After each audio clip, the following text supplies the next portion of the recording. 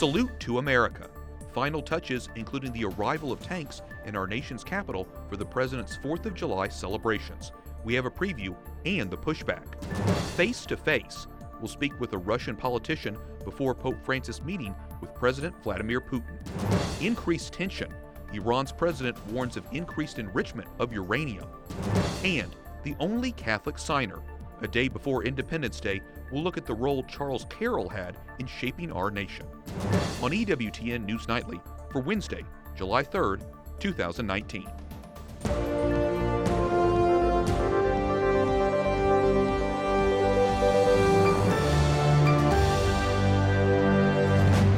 Good evening from Washington, D.C., and thank you for joining us for News from a Catholic Perspective. I'm Wyatt Goolsby, in for Lauren Ashburn. President Donald Trump is promising the show of a lifetime tomorrow in our nation's capital. In addition to fireworks, the president is marshaling tanks, bombers, and other machinery for this year's Independence Day celebration. It is sparking controversy over how political and costly the event could be. White House correspondent Mark Irons reports. President Trump is shooting for an Independence Day blowout for the ages. It'll be special, and I hope a lot of people come, and it's going to be about this country, and it's a salute to America. President Trump, the commander-in-chief, has called in the heavies for this celebration. Washington is used to seeing tourists this time of year, but stationed now for the 4th of July, weapons of war. And I'm going to be here, and I'm going to say a few words, and we're going to have planes going overhead, the best fighter jets in the world, and other planes too. But concerns have emerged about the overall cost of the event and even possible damage the tanks could inflict on the roads. The D.C. City Council tweeted, "We have said it before and we'll say it again. Tanks, but no tanks." The federal government hasn't given the price tag for this patriotic extravaganza. The Air Force does say the hourly rate to fly the B-52 bomber is more than $120,000. President Trump defends his planned air and ground show tomorrow, writing, "The cost of our great salute to America tomorrow will be very little compared to what it is worth. We own the planes, we have the pilots, the airport is right next door, all we need is the fuel. We own the tanks and all." Fireworks fired back by Democratic Congresswoman Betty McCollum.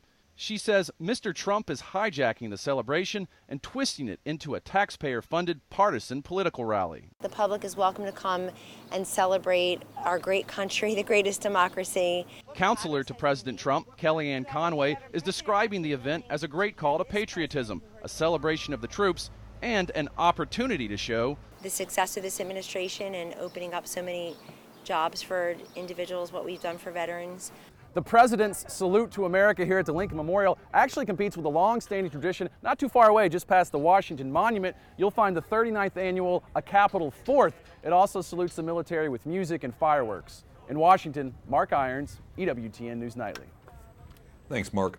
A decorated Navy SEAL is thanking President Trump after he was acquitted of murder in the death of an Iraqi war prisoner.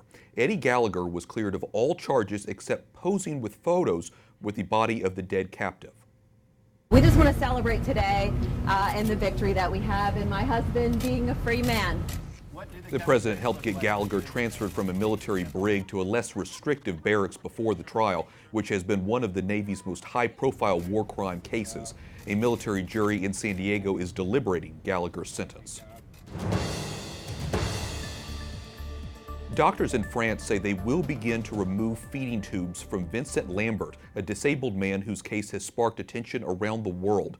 But his Catholic mother is asking the United Nations to intervene. She says her son is not in a vegetative state, and it's wrong to deprive him of food and drink. The 42-year-old has been a quadriplegic and severely disabled for more than 10 years following a car accident. For more on this story, including what Vincent Lambert's parents are planning as their next steps in the fight to help their son, visit our partners at CatholicNewsAgency.com. Iran's president says the country is ready to enrich more uranium starting Sunday. The announcement by Hassan Rouhani is aimed at putting more pressure on the European countries who support the unraveling nuclear deal. Tehran this week exceeded its limit on low-enriched uranium, but it's looking to renegotiate a new nuclear accord. Iran's economy has been hit hard by U.S. sanctions. At least 44 people are dead after an airstrike hits a detention center for migrants in Libya. The attack also wounded more than 130 others. No group claimed immediate responsibility, but it raises concerns about the European Union partnering with Libyan militants to prevent refugees from crossing the Mediterranean. At least 14 sailors have died after a fire aboard one of the Russian Navy's deep-sea research vessels. Locals laid flowers near a monument in northwest Russia dedicated to Navy personnel. The ship was on a mission in the Barents Sea Monday. Details about the fire are scarce, but reports say at least 14 died, and officials say there are some crew members who survived. Pope Francis says he is praying for the victims and their families. Russian President Vladimir Putin is set to meet Pope Francis tomorrow at the Vatican. This will be the third meeting between Pope Francis and the Russian president.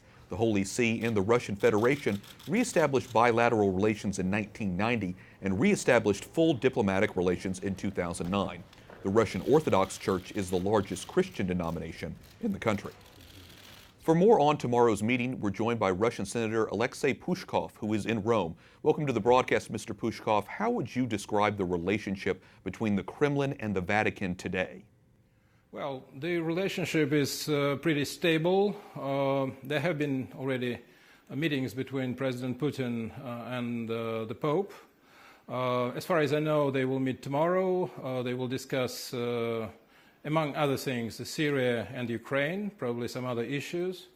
And I think that there is some affinity between those two personalities because they both care about values, about the role of the church in the life of the society. And so I would say that those are pretty good relations in those pretty difficult times. You mentioned Syria. In 2013, Pope Francis and President Putin discussed the issue of Syria. Of course, you know the Holy Father has called for peace in that country. But my question for you is the Vatican diplomacy really helping? Obviously, there's still so much conflict, and we know Russia holds a lot of leverage in Syria.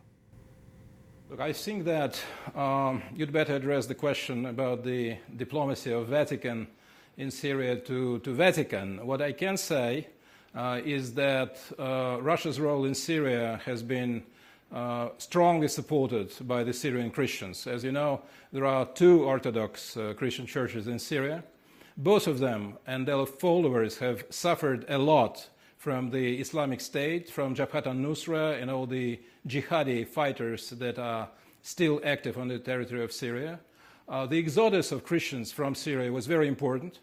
So I've met the leaders of those two churches, and they were praising very highly the role of Russia because from their point of view, the only way Syria can stay a multi-ethnic and multi-religious country is that the present government is in charge, because they are very much afraid of forces like Jabhat al-Nusra coming to power in Syria. And that's why they think that Russia has played a very important role in supporting and creating conditions for the Christians to stay in Syria, to remain in Syria, and to be an important spiritual and social force in Syria.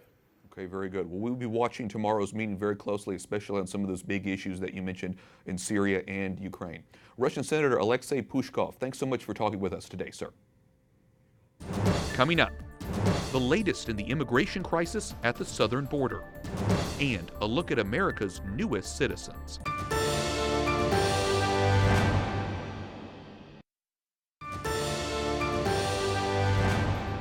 A former police detective who fought for the extension of health benefits for September 11th responders was hailed as a hero today at his funeral mass. Detective Luis Alvarez died Saturday after his battle with cancer. He attributed his illness to the 3 months he spent digging through the rubble at the World Trade Center after the terrorist attack. Last month, he appeared on Capitol Hill to push for the September 11th Compensation Fund. Welcome back. I'm Wyatt Goolsby in for Lauren Ashburn. The Archdiocese of New York is suing more than 24 insurance companies to compel them to cover future settlements of clergy sexual abuse. Church officials believe numerous survivors will seek compensation under the state's new law. It gives victims 1 year to file claims of misconduct previously barred by the statute of limitations. The head of Homeland Security orders an investigation into reports that Border Patrol agents posted derogatory messages against migrants and lawmakers. calling the statements, quote, completely unacceptable. Acting Secretary Kevin McAleenan tweeted that any employee found to have compromised the public's trust in our law enforcement mission will be held accountable. Joining me now is Vince Colonese, editorial director at the Daily Caller. Vince, welcome back to the broadcast. Thank you, Wyatt. The news about the alleged comments on Facebook comes the same week as the DHS Inspector General found the detention facilities in the Rio Grande Valley to be, quote, dangerously overcrowded. One of the managers there said the facilities is basically a ticking time bomb. Yes. What's your reaction to all of this? Well, my reaction first on the Facebook group is right now we have to figure out what the combination of former employees to current employees actually is. We don't know that. And I think a lot of headlines are being written as if this is all just a bunch of current employees. And the reality was it's a private group. Looks like some guys are blowing off steam, but if they weren't acting professionally, they will be held accountable by their agency. Additionally, on the issue of reaching the boiling point and the photos we've seen at these detention centers, this is exactly the argument that the White House and the Trump administration has been making, which is that they are overwhelmed. They are spread as thin as they possibly can be. This is a crisis, and it's time for Congress to start acknowledging it. My hope is that the pictures that we're seeing this week actually induce our lawmakers to take some action to fix it. Well, this week, President Trump signed into law a $4.6 billion emergency border funding bill. What kind of impact do you think that will have? I think that is a Band-Aid on a problem that will continue to gush until they actually fix the laws that draw people here. Too many of the people who are crossing the border from Central America into the United States don't qualify for asylum. And the issue about fixing that means we narrow our system to those who actually qualify for it. We don't give anybody false hope about what they could expect when they get across the border. We don't encourage anybody to take that journey thinking that they're just going to get into the United States. We fix our asylum laws and make it so that only people who qualify come in. And that's the most humane thing that could possibly be done. A government spokesman said today the administration is evaluating vacant properties near Atlanta, Phoenix, Dallas, Houston, and San Antonio as potential permanent sites to hold hundreds of unaccompanied migrant children. So, I mean, does this mean, it kind of goes back to your earlier point, does it mean the White House is admitting this is a problem and will continue to be? Yeah, this is actually the case the White House has made all year long. And interestingly, when it comes to his political opponents, the president's that is, you have Democrats who earlier this year were saying this is no crisis. Then they moved to this is a manufactured crisis. And now they say it's a full-blown crisis. Of course, they place it at the feet of the president. But there really is only one branch of government at this point that can fix the asylum problems that are leading to this, and that's Congress. And this is where Democrats can step up if they want to fix it. If they don't, then it's a rhetorical device and they're just using this for politics, and that's too bad. This week, the president of El Salvador said his government shares blame for its citizens fleeing Central America to come to the U.S. He says his government needs to do more to foster a place where the people don't have to flee for their lives. What do you think can actually be done by Central American governments to help the situation? Well, there's no question that they need to get gang activity under control in their countries. And there's a range of things, presumably, that he must have in mind in terms of fixing El Salvador. He's recently elected, and he's speaking to this idea that it really does take fixing their lack of affluence at home in order to stop people from trying to economically migrate to the United States. As far as what the U.S. might be able to do, it's hard to tell. We've been sending a lot of money to Central America through the years, and it hasn't solved the problem. So for those who are saying, just keep sending more money, I think a lot of Americans are saying, show me where that has gotten us good results, and then I'll be convinced. So many important issues here making the situation more complicated. Vince Colonese, editorial director at the Daily Caller, thanks for breaking it down for us. Thank you, Wyatt. Up next, Nike is facing backlash for pulling its 4th of July sneakers from the shelves. We'll have analysis. And the Catholic connection to the Declaration of Independence.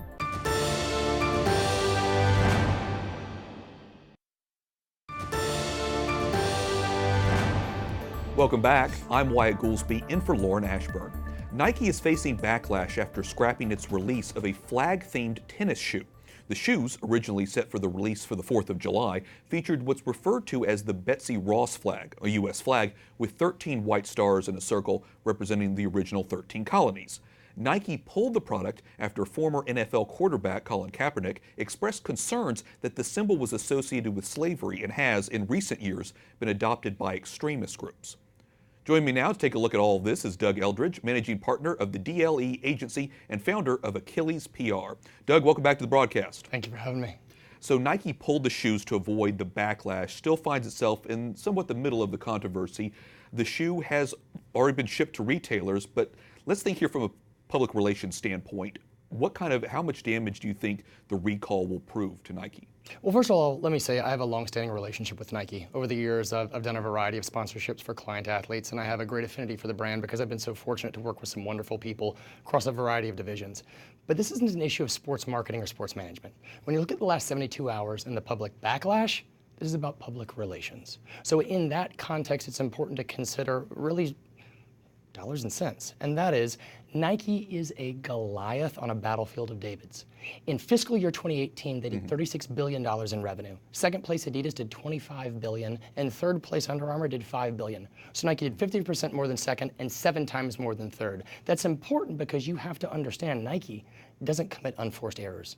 This is a blue chip, publicly traded stock. This is an American icon from a corporate standpoint. So in terms of calculating damage, I think the real question is how did Nike calculate possible return and benefit before making this decision? To us on this side, the mechanics and most assuredly the messaging was either lacking or clunky at best. But rest assured, Nike from a dollars and cents standpoint will probably net come out ahead.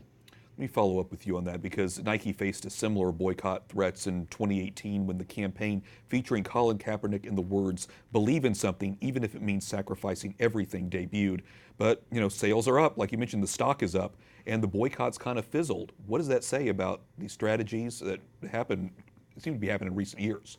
Sure. Well, you have to distinguish study A and study B. That ad campaign, Wieden & Kennedy, Nike's longtime agency of record, that was masterful. What they talked about, and Colin was one of a variety of outward-facing athletes like Serena Williams and a number of others that they used. And the whole concept was turning opposition into opportunity. The underlying mantra was fortitude, and it was widely well received, that campaign. By contrast, this is killing a American flag 4th of July inspired shoe, a limited run edition, 3 days before the 4th of July, with the underlying rationale being that it is somehow unpatriotic, oppressive, or indicative of an emblematic divisive cause. So that's an issue. But let me talk about something specifically. And that is, over the last couple of years, Nike's been increasingly progressive in their outward-facing position, from their 2016 support of the social media position to perhaps more recently a November 2018 study of millennials, 14 to 37. 20% of them found the American flag to be emblematic of oppression, slavery, and division. 53% said the United States as a whole was sexist, and 54% said it was racist. Now, I'm not saying Nike's looking at the same set of facts, but I would well remember when that study came out, and it was appalling. Because Wyatt, for guys like you and I, that's antithetical to how we look at the flag, how we look at the country, and how we view society in general. But Nike has always been ahead of the proverbial curve. So part of me has to think, as I said a moment ago, they don't commit unforced errors, that Nike took into consideration the millennial sensibilities. Because in so many ways, this is where science meets sentiment, these types of case studies. So perhaps that figured in. One last question I want to follow up with you real quick. How do you think companies strike that balance between appealing to people and not necessarily setting people off on issues like the American flag? Well, the big thing that I think we have to ask here is what precedent does this set possibly moving forward? Just this week, right up the street from us here in the Supreme Court, we saw them consider a variety of incredibly impactful cases. And the lens is always, what level, what standard will this create moving forward that everybody else that faces a similar situation will have to consider? But Wyatt, that's true in the court of law and the court of public opinion. So the real question is, what precedent does this set by Nike pulling this 3 days before the 4th of July that every other publicly traded or aspiring emerging company will have to consider? Can you yield to the sensibilities or sensitivity of the infinite minority at the expense of the majority? I think in so many ways, that's not a corporate responsibility issue. That's a shareholder responsibility, especially from a dollars and cents balance standpoint. So it is deceptively complex. But I think the majority of us would say, irrespective of whether you're a Nike or an Adidas or whatever your affiliation is in terms of your fandom, we all love this country. We all love this flag, and we all love the liberties that we're about to enjoy over the long holiday weekend. Yeah, like you said, it's very complex issues, a number of very complex issues, and of course a lot of lessons to be learned out of this and some of their past campaigns as well. Doug Eldridge, managing partner of the DLE agency and founder of Achilles PR, thanks so much for your insight. Thank you for having me, Wyatt. This week, the United States welcomed 52 new citizens. By the dawn's early Silvia Abunga. The new Americans came from 25 countries. They took the oath of allegiance yesterday at the 9/11 Memorial and Museum in New York City. U.S. Citizenship and Immigration Services Acting Director Ken Cuccinelli officiated the event. It included a video message from President Donald Trump. One new citizen says he's happy to have the freedom of religion. Finally tonight, 243 summers ago, 56 men signed our nation's Declaration of Independence. Only one of those was Catholic, Charles Carroll. Correspondent Jason Calvi sat down with a descendant to learn more about our founding father. Do Catholics know enough about your ancestor? Undoubtedly, they do not. Charles Carroll Carter bears the name of a founding father, his distant cousin, an honor he passed down to his son, Charles Jr. This was the promised land for people that wanted to start new, and no one knew that better than the Carrolls, because in 1550, the British came in and took all of the Carrolls' property away from them in Ireland. The Carroll family settled in Maryland, the Catholic colony, but they ran into Old World troubles with the British. No public Catholic education. As a result, all three go to France and study. That would begin to change July 4th, 1776. But some people say that the thing that drove Charles Carroll mostly to sign was because when he signed, he wanted to be known as the person who was signing for his faith, because his faith was so important to him. Why else do you have a chapel in your house if it doesn't mean something to you? Charles Carroll was the only Catholic to sign the Declaration of Independence. Well, I think it means that that document is intended to be all-inclusive. Charles is part of a big Catholic family. His cousin John Carroll became the first bishop in America. Here at the Capitol, this Catholic founder is honored on land that Carrolls deeded to the federal city. When it came time for Washington to form the federal city, he walked around and he said, where are we going to put this monument to democracy? And L'Enfant, again, a Frenchman, said, here is a pedestal waiting for a monument on Capitol Hill. And so we see the Carroll property, we see the National Mall, we see the U.S. Capitol, Supreme Court, Union Station, Navy Yard. All of these areas were deeded, given to the district by the Carroll family? Well, the land was, of course, years later, the buildings come. Charles Carroll was the last of the Declaration signatories to die, November 1832. Charles Carroll made it to 95? He did. In one of his last interviews, he was asked, all of your friends are gone. You're the last of the great Americans. How do you keep yourself company? And he pointed to his stand next to his easy chair. And on that, he had both the New Testament and the collected works of Cicero. And he said, well, my best friends are Jesus and Cicero, and I talk to them all the time and they listen. 95 years of promoting life, liberty, and the pursuit of happiness. In Washington, Jason Calvi, EWTN News Nightly. Thanks, Jason. So many interesting aspects of American history. And that wraps up our newscast for tonight. We thank you for watching. I'm Wyatt Goolsby. We'll have special editions of EWTN News Nightly tomorrow and on Friday. For those of you in the U.S., we hope you have a blessed Independence Day. Good night, and God bless.